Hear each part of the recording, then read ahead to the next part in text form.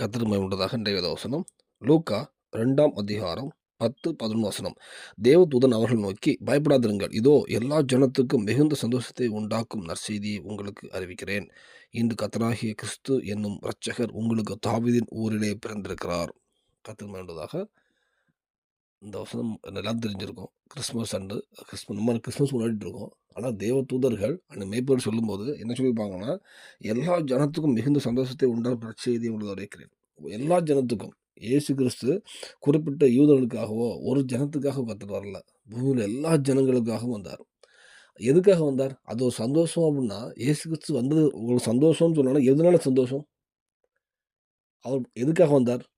அப்படின்னு பார்ப்போம்னா, நம்மோட உலக காரியங்களுக்காக மாத்திரமல்ல, ஆவிக்குரிய காரியங்கள். ஏன்னா, இயேசு கிறிஸ்து சொல்லும்போது, அவர் இப்போ அவர் வந்த பிறகு தான், இப்ப சுவிசேஷம் உலகம் முழுவதும் வருது. இப்ப நம்ம எல்லா தேசங்களும், இப்ப இந்தியா போன்ற பல தேசங்கள்லயும் மக்கள் கர்த்தர அறிஞ்சாங்கன்னா, எதுக்காக அறிஞ்சாங்க? அன்னைக்கு சுவிசேஷம், கர்த்தருடைய உடன்படிக்கை எல்லாமே இஸ்ரேல் தேசத்துக்குள்ள இருந்துச்சு. அவர் இயேசு கிறிஸ்துலேருந்து வந்த பிறகு தான் உலகம் முழுவதும் சுவிசேஷம் வருது. நம்மளும் சுவிசேஷம் கர்த்தரை ஏற்றுக்கொள்கிறோம். ஏற்றுக்கொள்ள என்ன வருது? நம்முடைய பாவங்கள், சாபங்கள் எல்லாத்தையும் விடுதலை தருகிறார். இப்ப உலக ரீதியா பார்த்தீங்கனாலே, அநேக பாவ சாபத்து ஒரு வியாதி, தரித்திரத்துக்கு காரணம் பாவ சாபங்களா இருக்கும். அதில் விடுதலை தருகிறார். அதோடு மட்டும் இல்ல, விசேஷமாக நித்திய ஜீவனை தருகிறார். இயேசு கிறிஸ்து மூலமா மட்டும் தான் நம்ம நித்திய ஜீவனுக்கு போ முடியும். நானே வழியும் சத்தியம்னு சொன்னார். அப்போ அவர் இல்லாம நம்ம பரலோக ராஜ்யமே கிடையாது. அந்த ஒரு நிச்சயத்த அவர் குடுக்கும்போது தான் எல்லா ஜனத்துக்கும் சந்தோஷமான செய்தி.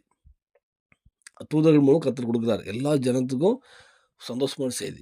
அத நம்ம ஏற்றுக்கொள்ளும் போது தான், அவர் எனக்காக மரித்தார், எனக்காக எனக்காக இந்த பூமிக்கு வந்தார், எனக்காக மரித்தார், எனக்காக உயிர்த்தெழுந்தார், எனக்காக மீண்டும் வருவார்.